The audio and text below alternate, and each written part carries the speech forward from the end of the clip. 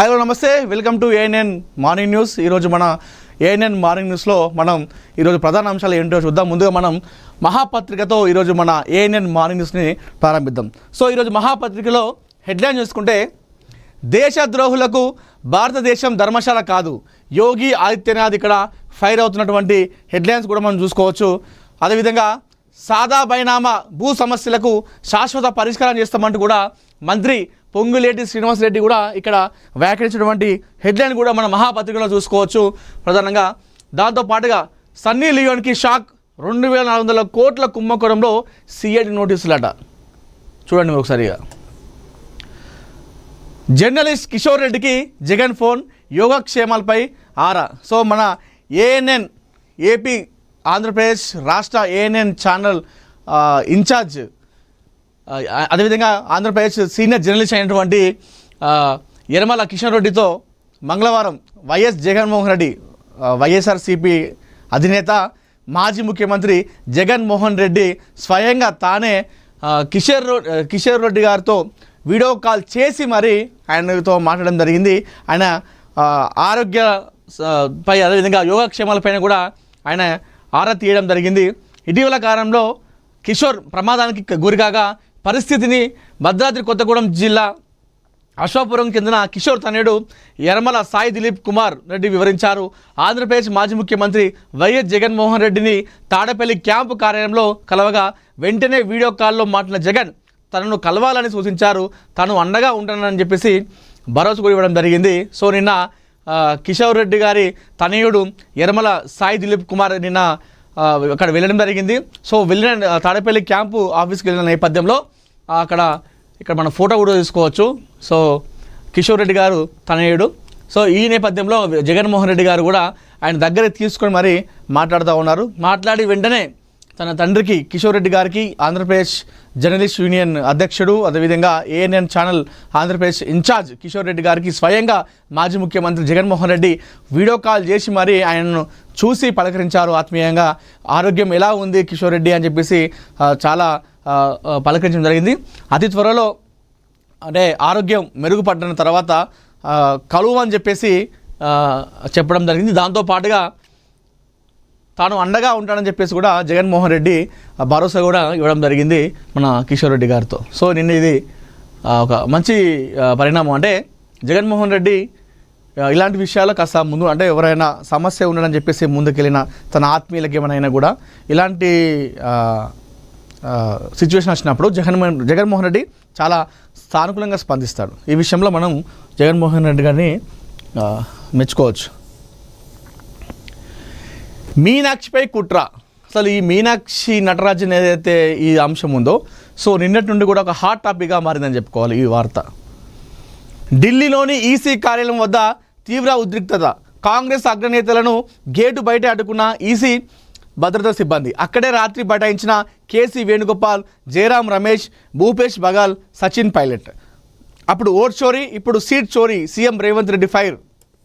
EC కేంద్ర ప్రభుత్వ తీరుపై పీసీసీ చీఫ్ మహేష్ కుమార్ గౌడ్ మంత్రుల ధ్వజం అంటూ కూడా మనం ఇక్కడ వార్త చూసుకోవచ్చు.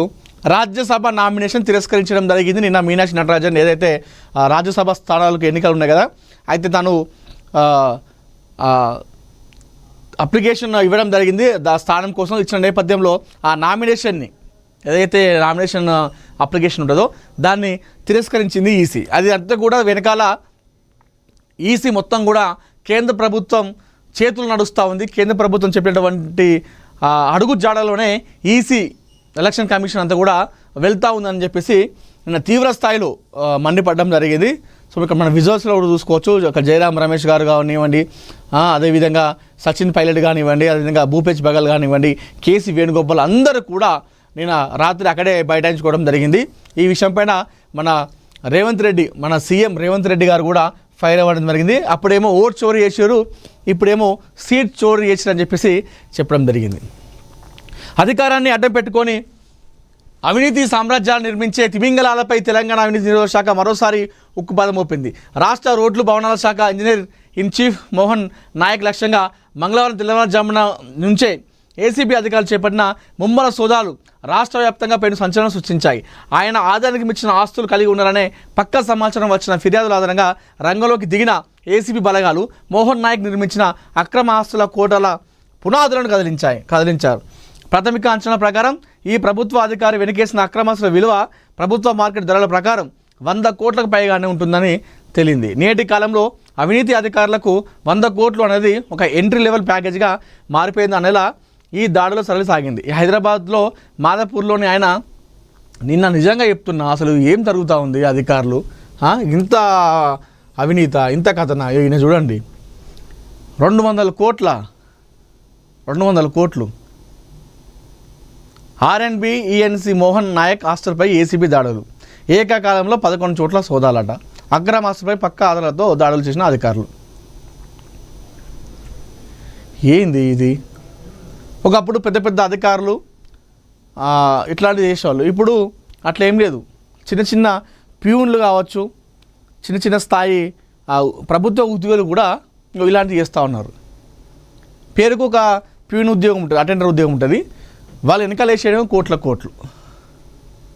ఆ మధ్యకాలం చూసినాం, ఒక ప్రభుత్వ ఉద్యోగి, చిన్న ఉద్యోగి ఏసీబీ దాడులు చేస్తే మరి అది ఆయన సంపాదించుకున్నా లేకపోతే వేరే వాళ్ళ బినామీగా ఉండడానికి తెలియదు. కానీ ఈ మధ్యకాలంలో ఇట్లాంటివి జరుగుతూ ఉన్నాయి.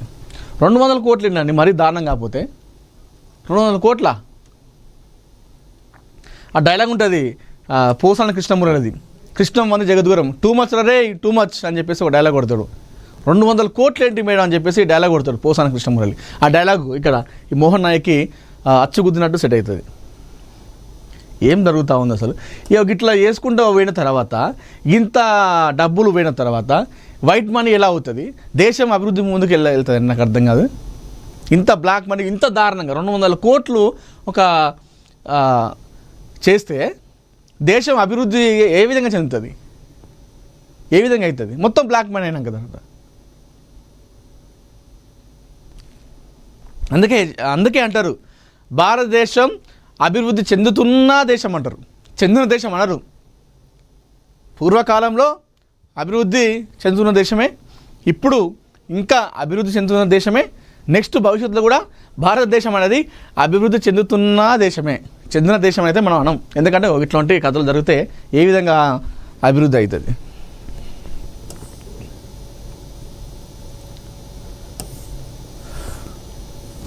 పాకిస్తాన్ ఆక్రమిత కాశ్మీర్లో నిరసనలు, అల్లర్లలో 30 మందికి పైగా మృతి అంట. మరోసారి రెచ్చిపోయిన నేపాల్ గ్యాంగ్. భాగ్యనగరంలో నేపాలీ ముఠ కలకలం. గచ్చిబౌలి విల్లాలో భారీ దోపిడీ, కిలో బంగారం, వజ్రాలు చోరీ. మరి ఏం జరుగుతూ ఉంది? నేపాల్ గ్యాంగు ఇంత దారుణాలకు ఒడిగడుతూ ఉంది. మొన్న ఒక ఐపీఎస్ అధికారి భార్యనే హతమార్చి వాళ్ళ ఇంట్లో ఉన్నటువంటి డబ్బులను, నగలను ఎత్తుకపోయి వారు దేశం దాటి వెళ్ళిపోయారు, బోర్డర్ క్రాస్ వెళ్ళిపోయారు. ఏం జరుగుతూ ఉంది మరి? మళ్ళీ నేపాల్ గ్యాంగ్ అంట. మన అంత పెద్ద ఒక ఐపీఎస్ భార్య ఇంట్లోనే ఈ రేంజ్ జరిగిందంటే మన సామాన్య ప్రజల పరిస్థితి ఏంటిది? చూడాలి ఒకసారి ఈ విషయంపై. నేపాల్ గ్యాంగ్, నేపాలీలు ఇప్పుడు ఇంత దారుణంగా జరిగిన తర్వాత సో అందరినీ మనం అనుమానం పడాల్సిన అవసరం లేదు ఇట్లాంటివి జరుగుతున్నప్పుడు ఘటనలు. సో నేపాల్ దేశం నుండి మన హైదరాబాద్లో, మన భాగ్యనగరంలో ఎంతమంది నేపాలీలు నివసిస్తున్నారు, ఎక్కడెక్కడ పనిచేస్తున్నారు అనేది ఒక చిన్న డాటా కలెక్ట్ చేసుకొని ఆ డాటా ప్రకారం వారిపైన ఒక నజర్ వేస్తే అయిపోతుంది. ఒక మంచి వాళ్ళైతే విడిచిపెట్టాలి, ఏమైనా అనుమానం ఉంటే వాళ్ళని తీసుకొని అడగడమా, ఎందుకంటే ఇట్లాంటి జరగకుండా. నేపాల్ గ్యాంగ్ ఇన్ని వన్ బై వన్ చేస్తున్నప్పుడు ఏదో ఒకసారి మనం దానికి అడ్డుకట్ట వేయాలి కదా. మరి మీనాక్షి నామినేషన్ తిరస్కరణ వెనుక కాంగ్రెస్ నేతల హస్తం అంట. బీజేపీ మంత్రి కైలాష్ సంచలన వ్యాఖ్యలు. సో ఆమె నామినేషన్ వెనకాల కాంగ్రెస్ నేతల హస్తం ఉందని చెప్పేసి ఇక్కడ బీజేపీ మంత్రి కైలాష్ చెప్తా ఉన్నారు. మా అక్కలు పెట్టిన వాతలతో కొందరు ఫామ్ హౌస్లో పడుకున్నారు. 1 కోటి మంది మహిళలను కోటీశ్వరులు చేశాం. బస్సుల పంపిణీ కార్యక్రమంలో సీఎం రేవంత్ రెడ్డి. జోరు వర్షంలో కార్యక్రమానికి వచ్చిన సీఎం. నిన్న సీఎం రేవంత్ రెడ్డి గారు కార్యక్రమం ఏదైతుందో ఆయన వచ్చిన తీరు చాలా మంచి అనిపించింది నిజంగా. ఎందుకంటే వర్షంలో తడుస్తూ కూడా, అంటే ఒక ముఖ్యమంత్రి స్థాయిలో ఉన్న తర్వాత కూడా ఆయన గతంలో అయితే ఒక ఎమ్మెల్యేగా ఉన్నప్పుడు టీపీసీసీ చీఫ్గా ఉన్నప్పుడు ఏ విధంగా ఉన్నాడో సీఎం అయిన తర్వాత కూడా ఆయన ప్రవర్తనలో ఆయన తీరులో ఏం మార్పు రాలేదు. అరే నేను ఇప్పుడు సీఎం అయినా కదా, నాకంటే ఒక ప్రోటోకాల్ ఉంటుంది కదా అని చెప్పేసి అట్లాంటి గర్వం, ఆ గౌరవం అనేది నిజంగా రేవంత్ రెడ్డి గారి దగ్గర అస్సలు లేదు. ఈ విషయంలో మనం రేవంత్ రెడ్డి గారిని ఒప్పుకోవాల్సింది తప్పకుండా. డౌన్ టు ఎర్త్ పర్సన్, కులం మతం అట్లా అవేం చూడడు. ఎవరికైనా న్యాయం చేయాలని చెప్పేసి అంటే ఎవరైనా సరే అంటే మనం మామూలుగా చూసుకుంటే అంతవరకు ఎందుకు, ఒక ఎమ్మెల్యేని అనుకోండి, ఒక ఎమ్మెల్యేల దగ్గరికి ఒక మనిషి వచ్చింది అనుకోండి, అరే వాడు నా కులం కూడా, నా కులం అయితే చాలు, నా మతం కూడా, నా ఊరోడా అని చెప్పేసి చూస్తారు కదా. అయితే రేవంత్ రెడ్డి గారికి ఆ కులం అనేది అసలు పట్టించుకోడు. ఆయన ఒక అగ్రవర్ణ కులానికి చెందిన వ్యక్తి అయినప్పటికీ కూడా అట్లాంటి అస్సలకు ఉండేది. ఆయన దగ్గర ఎక్కువ పక్కన ఉండే వాళ్ళు ఎవరైనా సరే అందరూ కూడా బడుగు బలహీన వర్గాలు చెందినటువంటి నాయకులే ఉంటారు. ఎగ్జాంపుల్ మన గిరిజన బిడ్డ సీతక్క లాంటి వాళ్ళు వాళ్ళే ఎక్కువ ఉంటారు. ఈ విషయంలో రేవంత్ రెడ్డి గారిని మనం ఒప్పుకోవాలి. ఎంత ఎదిగినా ఒదిగి ఉండాలి. సరే సీఎంగా ఆయన పని మంచి చేసుకుంటున్నాడా, పని చేయట్లేదా, మైనస్ ఆ ప్లస్ పక్కన పడితే ఆ మనిషి మనసు అనేది ఇంపార్టెంట్. మనిషి మంచోడా కాదా, ఆ విషయంలో 100కి 100 మార్కులు పడతాయి మన సీఎం రేవంత్ రెడ్డి గారికి. సో నిన్న వర్షంలో కూడా ఆ కార్యక్రమం చాలా బాగా నడిచింది. మహిళలను ఉద్దేశించి చాలా ఉత్తేజంగా మాట్లాడాడు. సో ఆయన స్పీచ్ ఇస్తున్నంతసేపు కూడా మహిళలు మొత్తం కూడా అరుస్తూ, కేకలు వేస్తూ, విజులేస్తూ కూడా వాళ్ళు కూడా ఎంజాయ్ చేయడం జరిగింది. సో ఆడబిడ్డల ఏమనంటే ఆడబిడ్డలను ఎవరైతే ఏడిపిస్తారో వాళ్ళు ఎప్పుడైనా కూడా ఇంటి ముఖం పడతారు అని చెప్పేసి చెప్పాడు. అంటే కేసీఆర్ను ఉద్దేశించి వ్యాఖ్యలు చేయడం జరిగింది. సో మా ప్రభుత్వం అయితే మహిళల సాధికారకత కోసం, మహిళ అభ్యున్నతి కోసం, మహిళ అభివృద్ధి కోసం ఎన్నో కార్యక్రమాలు చేపడతాం కూడా. మహిళలు బాగుంటేనే ఆ ఊరు కానీ ఆ రాష్ట్రం కానీ బాగుంటుందని చెప్పేసి చెప్పడం జరిగింది. సో నిన్న ఈ కార్యక్రమం చాలా సక్సెస్ అయింది. వర్షం కొట్టినప్పుడు కూడా నిన్న చూసినాం హైదరాబాద్లో అంత జోరు వానలు కూడా ఈ ప్రోగ్రాం గ్రాండ్ సక్సెస్ అయింది. సో ఇది అంటే ఈ మధ్యకాలంలో పథకాలు అమలు చేయడంలో కాంగ్రెస్ ప్రభుత్వం చాలా ఫాస్ట్గా వెళ్తూ ఉంది. ఎందుకంటే మరో 2 సంవత్సరాల్లో ఎన్నికలు వస్తూ ఉన్నాయి. 2 సంవత్సరాలు ఉన్నప్పుడు కూడా ఒక సంవత్సరం అనుకోవాలి, ఎందుకంటే ఇంకొక సంవత్సరం మొత్తం కూడా ఎన్నికల హడావిడి ఉంటుంది. ప్రచారం చేయడము, నామినేషన్లు, తిరస్కరణలు ఇవే ఉంటాయి మొత్తం కథ. అంటే కేవలం ఉన్నది ఒకే ఒక సంవత్సరంన్నర. ఆ తర్వాత ఎన్నికల హడావిడి ఉంటుంది టైం ఉన్నప్పటికి కూడా. అయితే ఈ గ్యాప్లో, ఈ వ్యవధిలో తెలంగాణ ప్రజలకు దగ్గర కావాలి, పథకాలు వారి దగ్గర చేరవేయాలి, కాంగ్రెస్ ప్రభుత్వం చేస్తున్నటువంటి అభివృద్ధి కార్యక్రమాలని వాళ్ళకు తెలియజేసినటువంటి విషయంలో కాంగ్రెస్ ప్రభుత్వం అయితే ఒక వ్యూహాత్మక అడుగులైతే వేస్తూ ఉంది. ఈ నేపథ్యంలో సీఎంతో పాటు కేబినెట్ ఎవరైతే మినిస్టర్స్ ఉన్నారో వాళ్ళందరూ కూడా చాలా చురుగ్గా వ్యవహరిస్తున్నారు. వారి పనితనాన్ని ముందుకు తీసుకెళ్తా ఉన్నారు. నేడు ఆదిలాబాద్కు డీజీపీ, పలు ప్రారంభోత్సవాలు, తోషంలో గ్రామ సభకు హాజరంట. హైదరాబాద్లో భారీ వర్షానికి 2 బలి, కరెంటు తీగలు తెగిపడి. ఇక నాకు నిన్న హైదరాబాద్లో కురిసిన వర్షానికి కొండాపూర్లో చూసినాం కదా, కొండాపూర్లో అయితే కార్లు మునిగైపోయినాయి. అక్కడ పాపం పార్కింగ్ చేసి ఆయన ఏదో బేకరీకో లోపల పోయి ఛాయ్ తాగడానికి లోపలికి పోయి వచ్చేసరికి కార్ లేదాడ, వరదలో మునిగిపోయింది. అంత బీభత్సంగా ఉంది. మరి ఇప్పుడు ఈ వర్షాకాలం పెద్ద టాస్క్ నాయకులకు, జిహెచ్ఎంసీ అధికారులకు, కార్పొరేటర్లకు కావచ్చు, మేయర్లకు కావచ్చు, అంటే ఇప్పుడు అయిపోయింది కానీ జిహెచ్ఎంసీ అధికారులకు, దాంతోపాటుగా నాయకులకు ఇది ఒక పెద్ద ఈ వర్షాకాలం అనేది ఒక పెద్ద టాస్క్. ఎందుకంటే దుమ్మెత్తి పోస్తారు ప్రజలు. ఈ రోడ్లేంది చినుకు వానకే, ఒక్క చినుకు వానకే మొత్తం చిత్రం అయిపోతుంది హైదరాబాద్. అలాంటి పరిస్థితి. మరి ఈ గతంలో వర్షాకాలంలో చూసినాం హైదరాబాద్ ఏ తీరులో ఉండేది. మరి ఈ వర్షాకాలంలో ఇంకెన్ని ఇబ్బందులు పడతాము. నాయకులు కావచ్చు, అధికారులు ఎలాంటి చర్యలు చేపడతారు ముందస్తుగా. ఎందుకంటే ముందస్తు చర్యలు నిన్న చూసినాం. ఇది దాన్ని ఏమంటారు, మనం ఒక ఎగ్జాంపుల్ లాగా అనుకోండి. నిన్న కొట్టిన వాన ఏదైతే 1 గంట 2 గంటలు గట్టి కొట్టింది.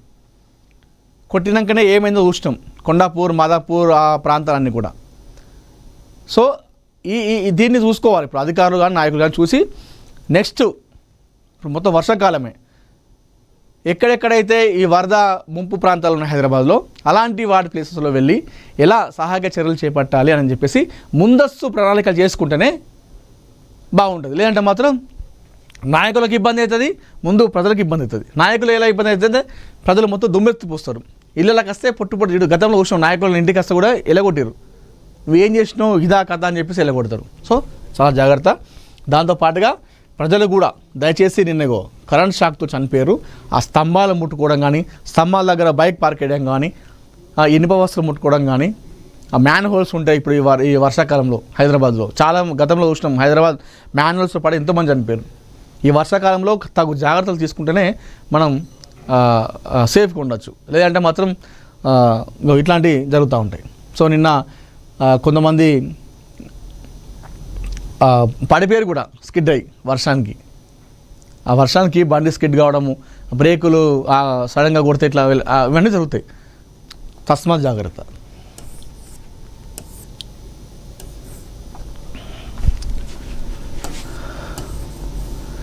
రికార్డు స్థాయిలో ధాన్యం కొనుగోలు, రైతన్నకు అండగా రాష్ట్ర ప్రభుత్వం ఇప్పటి వరకు 75 లక్షల మెట్రిక్ టన్నుల సేకరణ.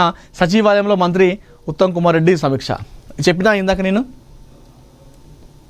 తెలంగాణ రాష్ట్ర ప్రభుత్వం చేపడుతున్నటువంటి అభివృద్ధి కార్యక్రమాలు, పథకాలను ప్రజల్లోకి తీసుకెళ్తున్నారు. ఆ విషయంగా అడుగులైతే వేస్తూ ఉన్నారు. ధాన్యం కొనుగోలు విషయంలో రికార్డు స్థాయిలో కొనుగోలైన తెలంగాణ రాష్ట్రంలో రైతన్నకు అండగా రాష్ట్ర ప్రభుత్వం ఉంటుందని చెప్పేసి ఉత్తమ్ కుమార్ రెడ్డి కూడా చెప్పడం జరుగుతూ ఉంది. 75 లక్షల మెట్రిక్ టన్నులు ధాన్యం కొనుగోలు చేసినట్టు ఇప్పటివరకు. సో ఇది ఒక హ్యూజ్ అని చెప్పుకోవాలి, ఒక రికార్డ్ అని చెప్పుకోవాలి ఇది. సో సచివాలయంలో మంత్రి ఉత్తమ్ కుమార్ రెడ్డి సమీక్ష నిర్వహించారు. సో ఏదైతే మొన్న చూసినాం ధాన్యం కొనుగోలు అయితేయా కావా, ఆ ధాన్యం కొనుగోలు విషయంలో రైతులు ఎంతగా ఇబ్బంది పడ్డారో మనం చూసినాము, ఏ విధంగా అష్టకష్టాలు పడ్డారో చూసినాము. ఆ వర్షానికి సడన్గా ఆరుకాలం కష్టించి శ్రమించినటువంటి వడ్లు వరదలో కొట్టుకోపోవడం లాంటివి కావచ్చు, లేదంటే ఆలస్యం కావడం లాంటివి కావచ్చు. దాంతోపాటు లారీలు ఆలస్యమయ్యి ధాన్యం కొనుగోలు చేయలేక అక్కడనే పడిగాపులు కాస్తూ కొంతమంది రైతులు కూడా చనిపోయారు. కొంతమంది రైతులు వరికి మొత్తం నిప్పు కూడా అంటించారు. అంటే ఆరుకాలం కష్టించి శ్రమించాలి, దేశానికి మేము అన్నం పెట్టాలి, కానీ మా రైతులు మా గోసులు ఎవరు పట్టించుకోవాలన్నటువంటి ఒక ఫ్రస్ట్రేషన్ అనేది ఉంటుంది పాపం రైతుల్లో. ఆ ఫ్రస్ట్రేషన్ కాదు, అది ఆవేదన.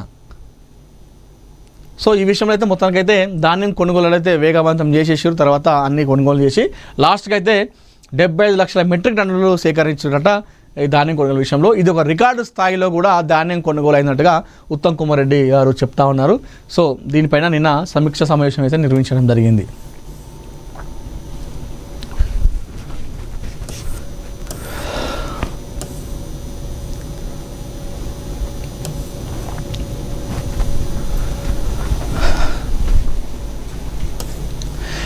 సన్నీ లియోన్కి షాక్, 2400 కోట్ల కుంభకోణంలో సిఐడి నోటీసులు.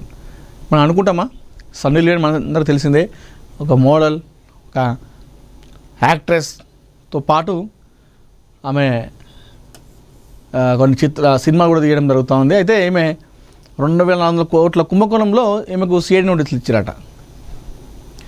ఈమెను పాపం కొంతమందిని ఈమెను విమర్శిస్తారు, ఎందుకంటే కొన్ని చిత్రాలు తీసేటువంటి విషయం ఏదైతుందో ఆ విషయంలో చాలామంది వ్యతిరేకిస్తారు. అయితే ఆమె దానికి కూడా చెప్పుకుంది, నేను ఈ విధంగా చేయడానికి, నీ విధంగా ఈ పని ఎంచుకోవడానికి ఇది ఒక కారణం ఉంది వెనకాలని చెప్పింది. అయితే ఆమె చేసినటువంటి క్రమంలో ఏదైతే ఆమె ఒక చెప్పింది కదా, ఆ వృత్తిని ఎందుకు ఎంచుకుందని చెప్పేసి, ఆ వృత్తిని ఎంచుకొని ఆమె ఆ వచ్చిన డబ్బులతో ఎన్నో సమాజ సేవలు కూడా చేసింది. ఆ విషయంలో ఆమె చాలామంది కూడా ఆమెను విమర్శల ప్రశంసలు కూడా అందుకుంది అట్లాంటిది. అయితే ఇప్పుడు ఏమి మరి వార్తలోకి వచ్చింది, 2400 కోట్ల కుంభకోణం అంట. మరి చూద్దాం ఒకసారి. కర్ణాటక కేంద్రంగా సాగిన ఈ 100 కోట్ల మాయాజాలంలో సిఐడి సన్నీ లియోన్కి నోటీసులు ఇచ్చింది. కర్ణాటకకు చెందిన శివం అసోసియేట్స్ అనే సంస్థ అధిక వడ్డీలు, ఆకర్షమైన పథకాల పేరుతో అమాయక ప్రజలకు గాలం వేసింది. నమ్మకాన్ని పెట్టుబడిగా మలుచుకొని ఏకంగా 2400 కోట్ల మేర అక్రమ డిపాజిట్లు సేకరించి దారుణంగా మోసం చేసింది. ఈ భారీ మోసానికి సూత్రధారి సంస్థ అధినేత శివానంద నీలన్నవర్ అడ్డదారులు సంపాదించిన ఈ అపారమైన నల్లధనాన్ని అతడు సినీ రంగం వైపు మళ్లించినట్టు స్పష్టమవుతుంది. తన అక్రమ సామ్రాజ్యానికి వెండితెర గ్లామర్ను అద్దె ప్రయత్నంలో భాగంగా 2023లో ఛాంపియన్ అనే చిత్రం నిర్మించాడు. ఈ సినిమా ద్వారానే సన్నీ లియోన్ ఈ వివాదం ప్రవేశించిందట. పాపం ఛాంపియన్ సినిమాలో ఒక ప్రత్యేక గీతంలో నర్తించేందుకు సన్నీ లియోన్ సంప్రదించిన శివానంద ఆమెకు పారితోషికంగా ఏకంగా ₹1 కోటి చెల్లించినట్టు సిఐడి అధికారుల దర్యాప్తులో బ్యాంకు లావాదేవీల రికార్డుల ద్వారా బట్టబయలైంది. సన్నీ లియోన్కి చెల్లించిన ఆ భారీ పారితోషికం సామాన్య ప్రజల నుంచి వసూలు చేసిన అక్రమ సొమ్ము నుంచే ఇచ్చారా అనే కీలక కోణంలో ఇప్పుడు దర్యాప్తు ముమ్మరంగా సాగుతోంది. ఈ ఆర్థిక లావాదేవీల వివరంపై పూర్తి స్థాయి వివరణ ఇవ్వాలంటూ కర్ణాటక సీఎం పాపం ఆమె ఏం చేస్తుంది, వాడు ఏదో కుంభకోణం చేసిండు, అమాయక ప్రజల దగ్గర డబ్బులు గుంజుకున్నాడు, దానికి లెక్క చెప్పే ప్రయత్నంలో ఆమె ఒక సినిమా ఛాంపియన్ సినిమా తీసినట. సినిమా తీసి ఆమెను ఒక ఐటెం సాంగ్లో పెట్టినట. ఆమె ఐటెం సాంగ్ పెట్టినందుకు ఆమెకు ₹1 ఇచ్చిందట. ఇప్పుడు ఆమె యాక్ట్ చేసింది, ఆమె దగ్గర డబ్బులు తీసుకుంటుంది నిర్మాత దగ్గరనో వారి దగ్గర. మరి అవి దొంగతనం చేసిండా, లంగ పని చేసిండా, ఇంకేమైనా పని చేసి తీసుకొచ్చిండా అనేది ఆమెకి ఎందుకు? ఆమెకు తెలియదు కదా. నేను ఆయన సినిమాలో యాక్ట్ చేసిన కాబట్టి ఒక ప్రొడ్యూసర్గా నాకు సినిమా డబ్బులు ఇచ్చిన చెప్పి తీసుకుంటుంది. అయితే ఆ డబ్బులు సామాన్య ప్రజల నుంచి తీసుకొచ్చిన డబ్బునేనా అని చెప్పేసి ఆ విషయంలో సిఐడి కోణంలో చూస్తూ ఉందట. ఆ విషయంలో నోటీసులు కూడా ఇవ్వడం జరిగిందట. మరి చూద్దాం ఎంత దూరం పోతుంది. సన్నీ లియోన్ పాపం ఆమెకు అనవసరమైనటువంటి దానిలో ఇరుక్కుంది. నేడు ఆదిలాబాద్కు డీజీపీ పలు ప్రారంభోత్సవాలు. తోషంలో గ్రామ సభకు హాజరంట. తెలంగాణ రాష్ట్ర డీజీపీ సివి ఆనంద్ బుధవారం ఆదిలాబాద్ జిల్లాలో పర్యటించున్నారు. ఉదయం 9:30 గంటలకు జిల్లా పోలీసు అధికారులతో క్రైమ్ రివ్యూ సమావేశంలో పాల్గొంటారు. 11:30 గంటలకు ఏఆర్ హెడ్ క్వార్టర్స్ ఎండ్ సెక్షన్లో నూతనంగా హైడ్రాలిక్స్ను, 11:40కి పోలీస్ ఫ్యామిలీ క్వార్టర్స్లో చిల్డ్రన్స్ పార్క్ను ప్రారంభిస్తున్నారంట. 11:45కి డిపిఓ కార్యాలయం ఎదురుగా ఉన్నటువంటి ట్రాఫిక్ ట్రైనింగ్ ఇన్స్టిట్యూట్. అనంతరం మధ్యాహ్నం 12కి కలెక్టర్ చౌరస్తాలో ట్రాఫిక్ సిగ్నల్స్ ప్రారంభిస్తున్నారట. అనంతరం గుడిఉత్నూర్ మండలం తోషం గ్రామాన్ని సందర్శిస్తారు. అక్కడ ప్రజాపాలనలో భాగంగా నిర్వహించే గ్రామ సభలో పాల్గొంటారట. అనంతరం తోషం గ్రామంలో అరేవ్ అలైవ్ కార్యక్రమంలో పాల్గొంటారు. యువతకు హెల్మెట్స్, వాలీబాల్ కిట్లు పంపిణీ చేయడంతో పాటు డ్రైవింగ్ లైసెన్స్ మేళలో యువతికి లర్నింగ్ లైసెన్స్ అందజేస్తారట. వర్షాకాలం దృష్ట్యా జిల్లా విపత్తు నిర్వహణకు సంబంధించినటువంటి నూతన పరికరాలు అందజేస్తారట. ప్రమాదాలు జరిగినటువంటి సందర్భంలో అత్యవసర సిచ్యువేషన్ జరిగే సిపిఆర్పై శిక్షణ కార్యక్రమంలో పాల్గొంటారట. ఆటో డ్రైవర్లకు ప్రథమ చికిత్స కిట్స్ అందజేస్తారట. మధ్యాహ్నం 1:30కి ఆదిలాబాద్ హెడ్ క్వార్టర్స్లో మీడియా సమావేశంలో పాల్గొంటారట. సో ఇది కొన్ని అభివృద్ధి కార్యక్రమాలు, కొన్ని అవగాహన కార్యక్రమాలు కూడా నిర్వహిస్తూ ఉన్నారు. నిన్నటిది సీఎం గారి ప్రోగ్రాం. ఇది మన అనగా దేశద్రోహులకు భారతదేశం ధర్మశాల కాదు. దేశ సంస్కృతి సంప్రదాయాల పట్ల విశ్వాసం లేని వారికి భారతదేశం ఎంత మాత్రం ధర్మశాల కాదని ఉత్తరప్రదేశ్ ముఖ్యమంత్రి యోగి ఆదిత్యనాథ్ అన్నారు.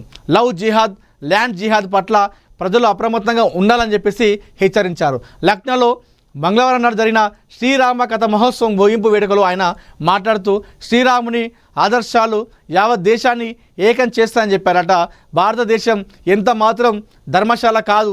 దేశ సంస్కృతి వారసత్వం విలువలను గౌరవించేటువంటి వాళ్ళు మాత్రమే ఇక్కడ గౌరవప్రదంగా జీవించవచ్చు.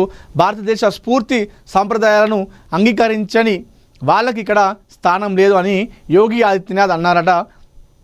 రామాయణ కాలానికి నవీన భారతదేశానికి మధ్య సారూప్యాన్ని వివరిస్తూ దుష్ట శక్తులు అధికారంలో ఉన్నప్పుడల్లా రాక్షస రాజు రావణ సూర్యుడికి కాలంలో ఏ విధంగా దుష్ట శిక్షణ జరిగిందో అదే పునరావృతం అవుతుందని చెప్పేసి చెప్పడం జరిగింది. సో మొత్తానికైతే దేశద్రోహులు ఎవరైతే ఉంటారో వారందరూ కూడా ఇది దేశం అనేది ఒక ధర్మశాల అంటే ఒక సత్రం లాంటిది కాదు, మేము ఎవరు వచ్చినా కూడా మనం తీసుకోము, అంటే మా దేశం అంతా మంచిది, ఎవరైనా సరే హక్కు కూడా నేర్చుకుంటుంది అట్లా అని చెప్పేసి ఇట్లా దేశద్రోహులు వస్తే మాత్రం ఊరుకునే లేదు, ఉపేక్షించలేదు లేదని చెప్పేసి తెగేసి చెప్పడం జరిగింది మన ఆదిత్యనాథ్. సో నాకు తెలిసి మోడీ తర్వాత బీజేపీ పార్టీకి ఒక పిఎం క్యాండిడేట్ అంటే ఆదిత్యనాథే. జనాలు కూడా ఈయనకే ఎక్కువ ఓటేస్తారు. నాకు తెలిసి బీజేపీ లీడర్లు కూడా ఆదిత్యనాథ్కే ఎక్కువ ఛాన్సెస్ ఇచ్చేటువంటి అవకాశం ఉంది ఆఫ్టర్ మోడీ. వాజ్పేయి తర్వాత ఏ విధంగా అయితే మోడీకి అవకాశం ఇచ్చిందో మోడీ తర్వాత ఖచ్చితంగా ఆదిత్యనాథ్కే బీజేపీ నుండి ప్రధానమంత్రి అయ్యేటువంటి అవకాశాలు మనకు ఎక్కువ కనిపిస్తాయి. జగన్ బాటలో విజయ్, దిశ తరహాలో సింగప్పన్ స్పెషల్ అంట. తమిళనాడు సీఎంగా బాధ్యతలు చేపట్టిన నెల రోజులకు విజయ్ మరో కీలక నిర్ణయం తీసుకున్నారు. మహిళల రక్షణ కోసం సింగప్పన్ స్పెషల్ టాస్క్ ఫోర్స్ ఏర్పాటు చేసిరట. గతంలో వైఎస్ జగన్ మహిళల కోసం తీసుకొచ్చినటువంటి దిశ చట్టం పోలీస్ స్టేషన్ల తరహాలో మరింత ఆధునికంగా ఈ నూతన వ్యవస్థకు విజయ్ శ్రీకారం చుట్టారు. తమిళనాడులో శాంతి భద్రతలపై తీవ్ర చర్చ జరుగుతున్న వేళ మహిళలకు రక్షణ కల్పించడం లక్ష్యంగా సీఎం విజయ్ కీలక ముందడుగు వేసిరట. సింగప్పన్ స్పెషల్ టాస్క్ ఫోర్స్ను మంగళవారం ఆయన ప్రారంభించారు. తమిళనాడు సీఎంగా ప్రమాణ స్వీకారం చేసిన తర్వాత సరిగ్గా నెల రోజులకు విజయ్ ఈ స్పెషల్ టాస్క్ ఫోర్స్ను ప్రారంభించడం విశేషం. స్త్రీలు బాలికల భద్రత కోసం ఈ స్పెషల్ టాస్క్ ఫోర్స్ విభాగం పనిచేస్తూ ఉంది.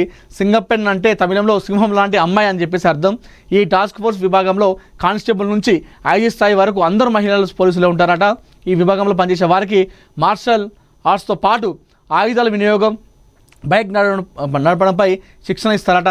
మహిళలపై వేధింపులు జరిగే కాలేజీలు, బస్టాండ్లు, రైల్వే స్టేషన్ లాంటి రద్దీ ప్రాంతాల్లో పెట్రోలింగ్ నిర్వహించడం ద్వారా నేరాలు జరగకుండా ఈ టాస్క్ ఫోర్స్ చూస్తుంది. ఇది నిజంగా చాలా మంచిది.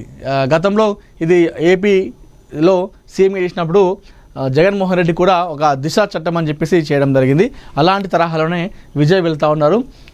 ఇది సింగప్పన్ స్పెషల్ టాస్క్ ఫోర్స్ అని చెప్పేసి అందులో చిన్న కానిస్టేబుల్ నుండి ఐజీ స్థాయి వరకు కూడా మొత్తం మహిళా అధికారులు ఉంటారట.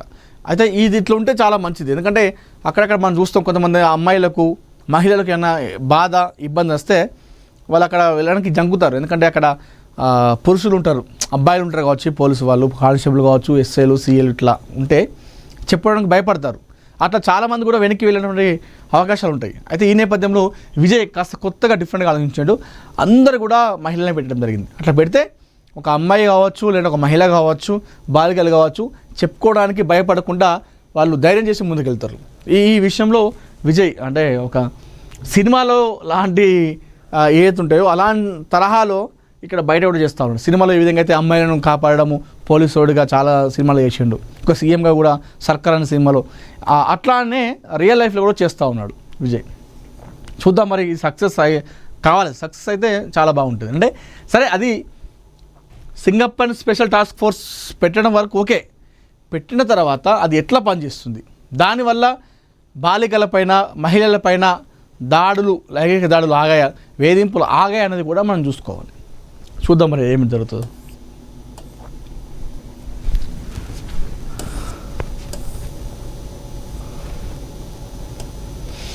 అభివృద్ధి ప్రజాప్రభుత్వ ప్రధాన లక్ష్యం అంటూ కూడా మనం ఇక్కడ చూసుకోవచ్చు. పొంగులేటి శ్రీనివాసరెడ్డి గారు కాంగ్రెస్, టీఆర్ఎస్ ప్రజలను మోసగిస్తున్నారని చెప్పేసి ఇక్కడ మనం వార్త చూసుకోవచ్చు. అదేవిధంగా తిరుపతి శ్రీ వెంకటేశ్వర స్వామి దర్శించుకున్న బీర్లా అయిన దంపతులు అని చెప్పేసి ఒక వార్త చూసుకోవచ్చు. హిట్లర్ హీట్, సో మొన్న ఏదైతే ఒక వ్యాఖ్యలు చేయడం జరిగిందో ఆ వ్యాఖ్యల పైన ఒక పెను దుమారం అయితే కనిపిస్తూ ఉంది. ప్రేమల పడ్డ ఆర్టిఫిషియల్ ఇంటెలిజెన్స్, డేటింగ్ ప్రపంచంలో సరికొత్త శకం. మనుషుల మనోభావాలకు సాంకేతిక అద్దం పడుతున్నవన్నమాట.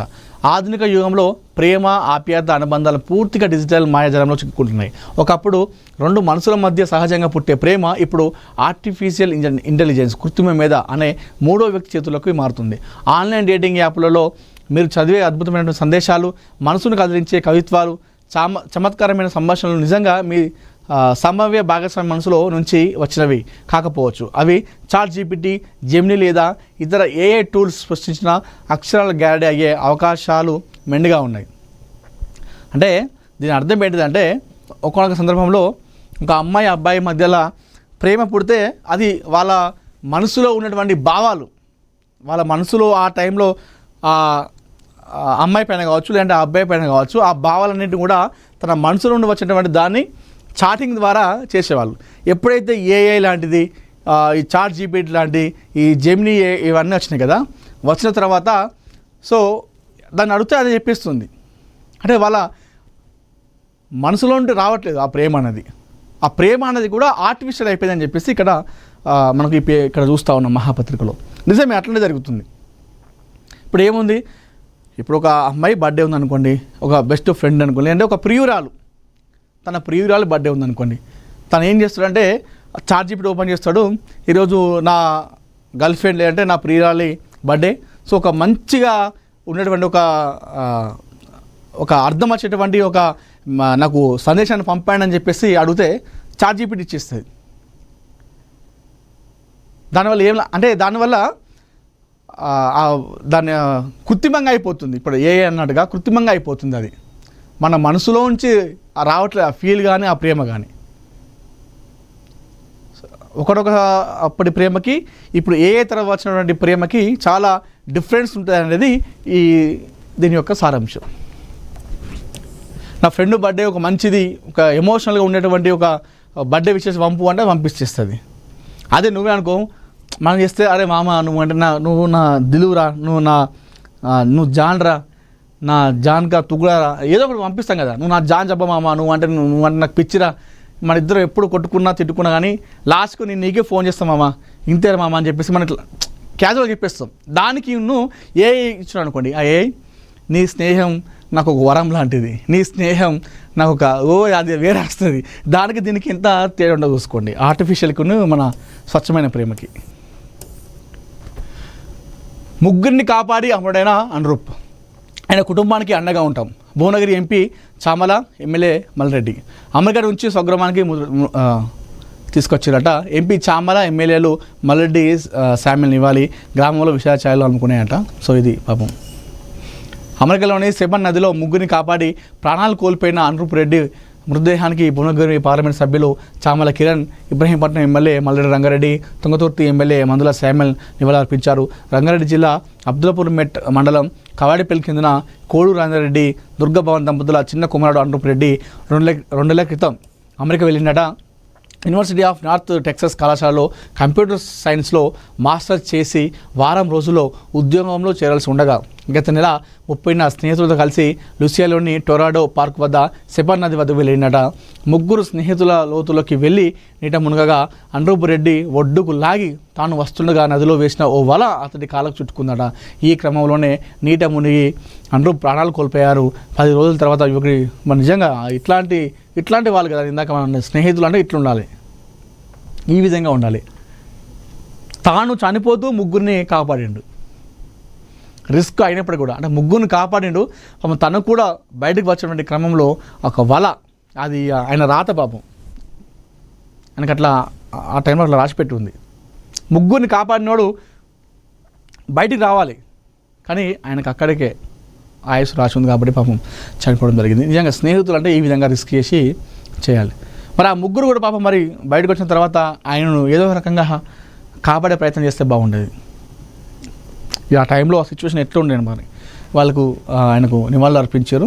ఇట్లాంటి వాళ్ళు ఉండాలి, నిజంగా ఇట్లాంటి వాళ్ళు ఉండాలి. అంటే స్నేహితుల కోసం ప్రాణాలు రిస్క్ చేసి మరీ దూకిందంటే ఆయన అనుకోలేదు నా ఫ్రెండ్స్ చనిపోతారేమో, మునిగిపోతారేమో అని భయం, దానిలో దునికి ఆయన వెంటనే ఒడ్డుకు చేర్చి పాపం ఆయన తనువు చాలించాడు.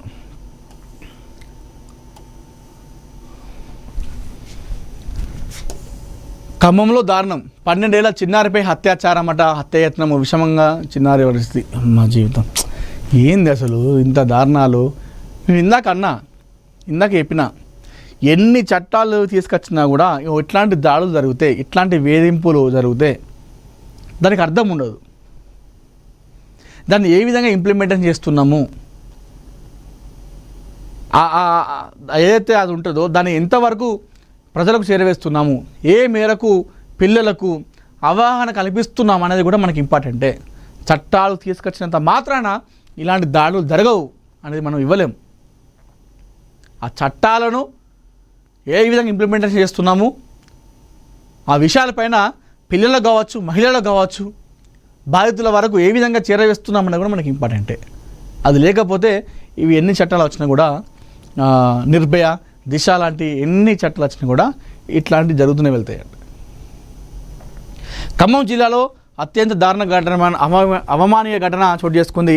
వేసవి సెలవుల కోసం తాత అమ్మమ్మల వద్దకు వచ్చిన 12 ఏళ్ల చిన్నారిపై ఒక కీచకుడు అత్యాచారానికి పాల్పడి ఆపై భవనం పైనుంచి కిందకు తోసేసిన హృదయ విదారక ఘటన ఖమ్మం రాపర్తి నగర్లోని జీ ఫ్రైడ్ అపార్ట్మెంట్లో జరిగింది.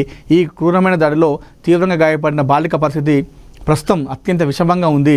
వివరాలకు వెళ్తే ఖమ్మం జిల్లా తల్లంపాడు గ్రామానికి చెందిన 12 ఏళ్ల కుమార్తె ఖమ్మం రాపర్తి నగర్లోని జీ ఫ్రైడ్ అపార్ట్మెంట్లో పనిచేసుకుంటున్న తన తాత అమ్మమ్మల వద్దకు వేసవి సెలవులకు వచ్చిందట.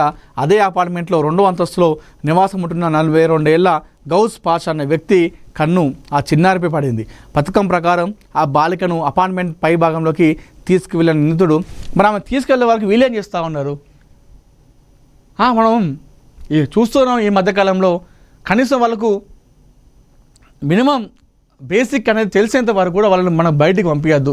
పంపినా కూడా ఒక నజరేసి ఉంచాలి, వాళ్ళపైన కన్నేసి ఉంచాలి. వాడు ఆ ప్రకారం ఆమెపై కన్ను వేసి ఒక పథకం ప్రకారం అని చేసినట్టే వాడు ఎప్పంచలో ఆమె పైన నజర పెడతా ఉన్నాడు. మన జాగ్రత్తలో మనం ఉండాలి ఫస్ట్. అంటే మన జాగ్రత్త లేకపోతే అట్లా చేస్తున్నట్టే తప్ప, అట్లా చేయడం కరెక్ట్ కాదు. కాకపోతే మన జాగ్రత్తలో మనం ఉండాలి. ఆ ఛాన్స్ ఇచ్చేంత వరకు మనం చూసుకోవద్దు. ఇప్పుడు ఎవడు ఈయన పేరు, ఇప్పుడు ఈ గౌస్ పాషా గారిని ఎన్కౌంటర్ చేసి పడేయాలి. ఇక ఈయన కొడుకుని ఎన్కౌంటర్ చేసి పడేయాలి. చట్టాలు అని మనం రెస్పెక్ట్ ఇవ్వాలి. ఏదో ఒక రకంగా వీడిని ఎన్కౌంటర్ చేయాలి. 12 ఏళ్ళ చిన్నారిని వాడు అత్యాచారం చేసి బిల్డింగ్ మీదకి వెళ్ళి వాడు తోసేసిండు. ఇంత దారుణం ఇది, ఇంత కథ ఇది. వాళ్ళకి ఇంత ధైర్యం ఉండాలి.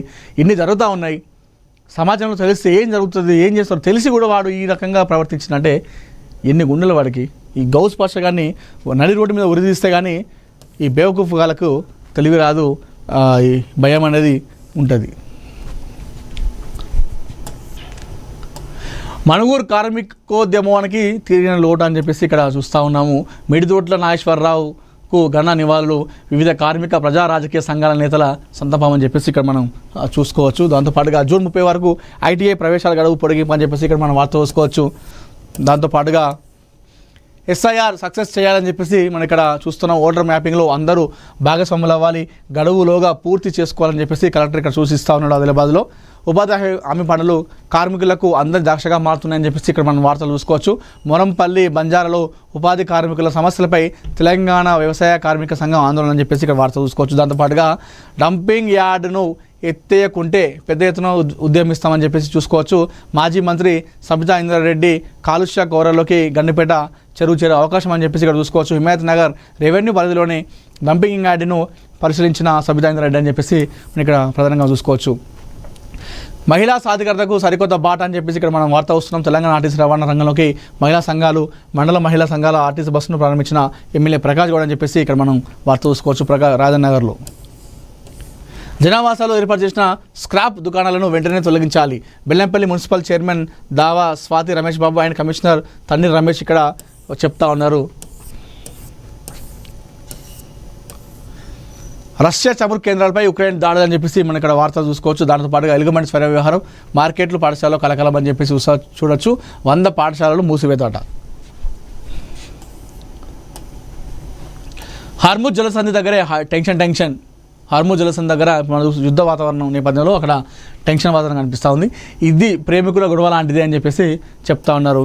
ఈ ట్రంప్ గాడు ఎప్పుడైతే వెళ్తాడో అప్పుడే ప్రపంచం అంతా బాగుంటుంది, హాయిగా ఉంటుంది. ఈ ట్రంప్ గాడు ఉన్నంతసేపు ఇదే కథ. వాళ్ళు ఎప్పుడైతే అధికారంలోకి వచ్చేంత వరకు కూడా వాళ్ళు చేసే కథలు బాగా, నాకు ఇండియా అంటే ప్రేమ, మాకు ఇండియా ఒక అది ఇది అని చెప్తాడు. ఒకసారి వచ్చిన తర్వాత ఇండియన్స్ ఇక్కడ ఉండద్దు, ఇండియా వాళ్ళు వెళ్ళిపోవాలి అని చెప్పేసి మళ్ళీ ఒక కథ ప్లే చేస్తాడు. వాడు 2 తలకాయల పాము అంటారు చూసినావా, వాడు అదే ట్రంప్. బాక్స్ ఆఫీస్ వద్ద పెద్ద దూకుడు, 5 రోజుల్లోనే 315 కోట్లు. నిజంగా పెద్ద సినిమా రోజుకు పెరుగుతూ ఉంది. ఏదైతే మిక్స్డ్ టాక్ నుండి పాజిటివ్ రెస్పాన్స్తో దూసుకెళ్తూ ఉంది. ఎన్నడూ లేని విధంగా మహిళలు ఆటో ట్రాలీలో కూర్చొని చిన్న పిల్లలతో వచ్చి మరీ సినిమాలు చూస్తూ ఉన్నారు. అంటే పెద్దిగాడి కథ అనేది ఆ జీవిత కథ, ఆ పెద్దిగాడి జీవిత కథను చూడడానికి చాలామంది ప్రజలు ఆసక్తి చూపుతున్నారు. చిన్న నుండి పెద్ద వరకు ప్రతి ఒక్కరు కూడా సినిమా అందరిని కూడా అలరిస్తూ ఉంది. నెగిటివ్ టాక్ చాలా వచ్చింది సినిమాకి. నెగిటివ్ టాక్లోనే 5 రోజుల్లో 315 కోట్లు కలెక్ట్ చేసిందంటే ఈ వారం 10 రోజుల్లో సినిమా ఖచ్చితంగా 500 కోట్లు అనేది దాటడం ఖాయం. ఇప్పటికే బ్రేక్ ఈవెన్ దగ్గరకు వచ్చేసింది. సో లాభాల బాటలో నడుస్తూ ఉంది ప్రస్తుతం పెద్ద సినిమా. చాలామంది కూడా దీన్ని నెగిటివ్ స్ప్రెడ్ చేసారు. అయినప్పటికీ కూడా సినిమా చూసిన వాళ్ళు బయటకు వచ్చి ప్రతి ఒక్కరు కూడా సినిమా చూసి చెప్పిన వాళ్ళైతే సోషల్ మీడియాలో పెడతా ఉన్నారు పోస్టులు మామూలుగా. కానీ సినిమా చూసి వచ్చిన వాళ్ళు బయట మాట్లాడేది మాత్రం సినిమా చిన్న నుండి పెద్ద. చాలామంది మహిళలు ఏడుస్తూ ఉన్నారు సినిమా చాలా రోజుల తర్వాత నేను సినిమా చూసి ఏడుస్తున్నా అని చెప్పేసి. అంటే పెద్దిగాడి స్టోరీకి ఆ విధంగా జనాలు కనెక్ట్ అయిపోయారు. సినిమా ల్యాగ్ ఉందా, లేదంటే సినిమాలో హీరోయిన్ క్యారెక్టర్ అనవసరంగా పెట్టిరా, లేకపోతే కొన్ని ఉన్నప్పటికీ కూడా ఇది కమర్షియల్ సినిమా కాదు. చాలామంది ఏమనుకుంటారంటే సినిమా అనగానే ఒక 2 కూలు జోకులు, ఒక ఐటమ్ సాంగు, హీరో హీరోయిన్ మధ్య రొమాన్సు, ఒక యాక్షన్ సీన్స్, ఒక తొడగొట్టే కథ, ఒక కారు లేపే కథ, లేకపోతే కత్తులతోని గన్ ఫైర్తోని యాక్షన్ సీన్స్ ఇట్లాంటివి చూస్తారు. అట్లాంటివి చూసే వాళ్ళకి సినిమా ఎక్కది. ఇది ఒక గ్రామంలో పుట్టినటువంటి ఒక సామాన్య వ్యక్తి కథ. ఒక వ్యక్తి ఆ స్థాయి నుండి ఆ పై వరకు వెళ్ళే వరకు ఆయన ఏ విధంగా కష్టపడ్డాడు, ఎలాంటి కష్టాలు ఉంటాయి, గ్రామాల్లో ఉన్నటువంటి వారికి ఏ విధంగా సపోర్ట్ దొరుకుతుంది, ఇట్లా ఆ విధంగా వెళ్తుంది. కాబట్టి సినిమా మనకు ఆ వాతావరణం ఉన్న వాళ్ళకి నచ్చుతుంది. సినిమాని సినిమాలానే చూడాలి. లాగ్ ఉందా, నీకు కథ అనేది ఇంపార్టెంట్. అది ఇన్స్పిరేషనల్ కథ సినిమా. ఎక్కడో ఒక దగ్గర హీరోయిన్తోని ఒక రొమాన్స్ ఉందని చెప్పి ఒక పాటలో ఈ విధంగా అని చెప్పేసి సినిమాను మనం ఓవరాల్గా ఆ విధంగా పోర్ట్రేట్ చేయొద్దు.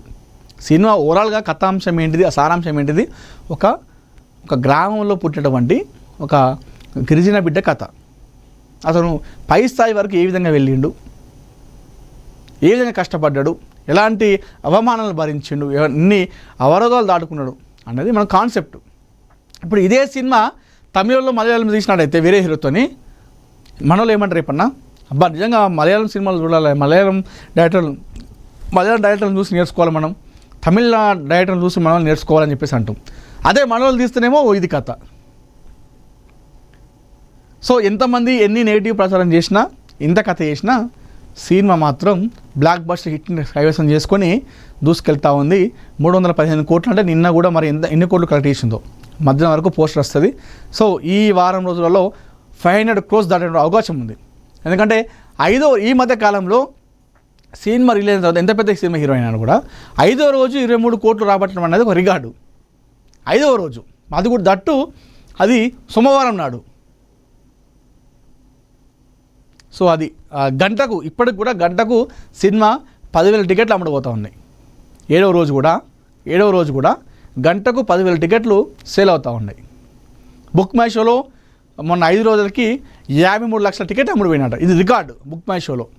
ఎంత పెద్ద బ్లాక్ బస్టర్ హిట్ అయ్యి 1,000-2,000 కోట్లు కలెక్ట్ చేసినటువంటి సినిమాలు కూడా బుక్ మై షోలో అన్ని టికెట్లు సేల్ కాలేదట.